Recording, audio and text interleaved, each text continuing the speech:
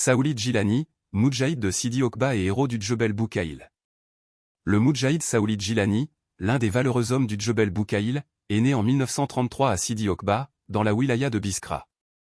Très tôt, il s'engagea dans les rangs des scouts musulmans algériens, véritable école de patriotisme qui forma tant de futurs combattants de la liberté.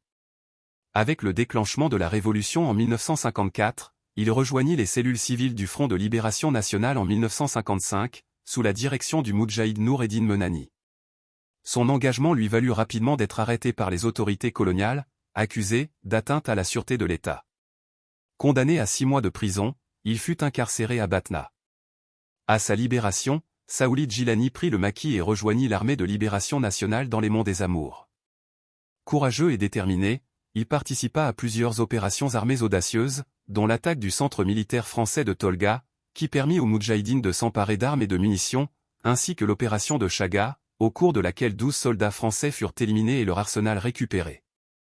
En 1956, après la mort au combat du commandant Zian Achour, il fut de nouveau arrêté et condamné à 5 ans de prison par le tribunal militaire de Blida. Mais, refusant la captivité, il parvint à s'évader avec ses compagnons. Il reprit alors la lutte au sein de la Si-Wilaya historique, zone 3, sous les ordres du colonel Chabani. Sa bravoure fut particulièrement remarquée lors de la bataille de Boukaïl, qui marqua un tournant dans son parcours. Il y fut promu au grade de capitaine et chargé de missions militaires et politiques jusqu'au cessez-le-feu. À l'indépendance, la direction de la Si-Wilaya et le gouvernement provisoire lui confièrent la présidence d'un comité local chargé d'organiser le cessez-le-feu et de superviser le référendum d'autodétermination dans les régions de Ouargla, Ouedraï et Oued-Souf. Il poursuivit ensuite son engagement au service du pays en occupant plusieurs postes de responsabilité, dont celui de délégué de la Sûreté nationale à Ouargla, fonction qu'il exerça jusqu'à sa mise à la retraite.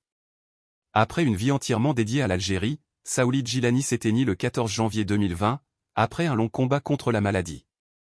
Il fut inhumé au cimetière des Chahamba, dans la wilaya de Gardaïa.